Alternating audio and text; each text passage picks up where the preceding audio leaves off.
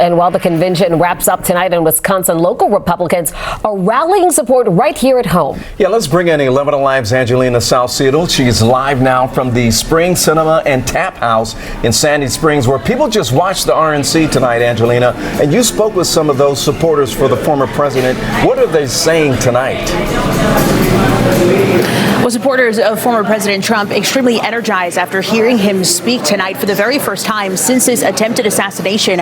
A group of more than 100 of them filled the theater that you see behind me to wait and watch him take that stage. I want you to take a look at some video of them. They got to hear all of the speakers leading up to Trump being on stage. His supporters here cheered and clapped with the audience in Milwaukee in real time. We did speak to a few voters about what it meant to them to be here tonight, many bringing up the attempted assassination, saying that after that moment, they knew Trump was ready to keep fighting for the American people.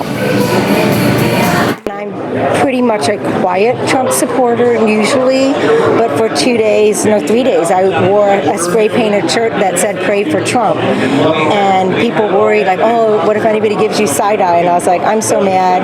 If anyone gives me side eye, I'm giving it straight back to them." And I'm not quiet anymore. I am going to probably have a Trump sign in my yard, and I'm going to fully 100%. I mean, he took a bullet for us. Hope, future, life, liberty, and pursuit of our futures all together. So that's what it's about. We need to have hope. We need to have someone strong enough to lead us in the right direction. Now, we did hear President Trump talk at length about that moment and what it felt like. People, while he was talking about that moment in the theater, chanting "fight" as he was talking about it, as people in Milwaukee were chanting "fight" as well. People still processing this attempted assassination. One of them, a former Secret Service agent who used to protect him when he was running for president back in 2015. Tonight, he was able to walk me through what his thoughts are about the attempted assassination and what it was like to try and keep former President Trump safe and his family as well.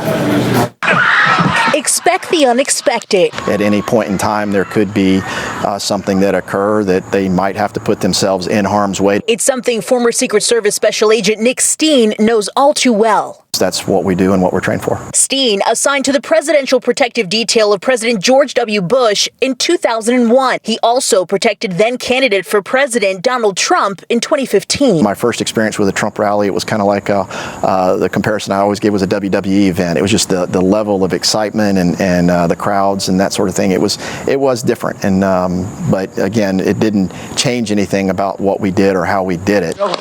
Seeing the assassination attempt on his life immediately took him back. I've been involved where there were people that, attempted to rush a stage and we didn't know what their intent was at the time. That incident at a Trump rally during his campaign, Steen took the man down before he reached the stage. Anytime you see the shift of agents that are around the protectee have to move and cover or evacuate a protectee, something in the security plan failed. But as the investigation into Trump's attempted assassination plays out, Steen cautions those questioning the Secret Service. We wear body armor, but we don't wear body armor for us. We wear it for the protectee. Let's not do so much finger pointing that we start disparaging the men and women that do a really, really good job day in and day out.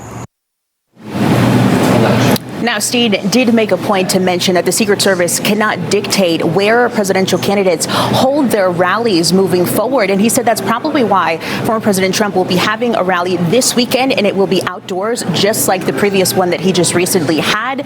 We will look forward to see what that looks like moving forward. We're live tonight in Sandy Springs. Angelina Salcedo, 11 Alive News. All right, Angelina, thanks a lot for that perspective. We appreciate that. By the way, folks, there's a new report tonight that says the shooter who fired at the former president had photographs of other politicians on his phone, including right there, Fulton County DA Fani Willis. The CNN report notes that pictures of DA Willis, President Biden, Rudy Giuliani, and House Speaker Mike Johnson were all part of that. The report cites law enforcement briefed on the investigation as its source.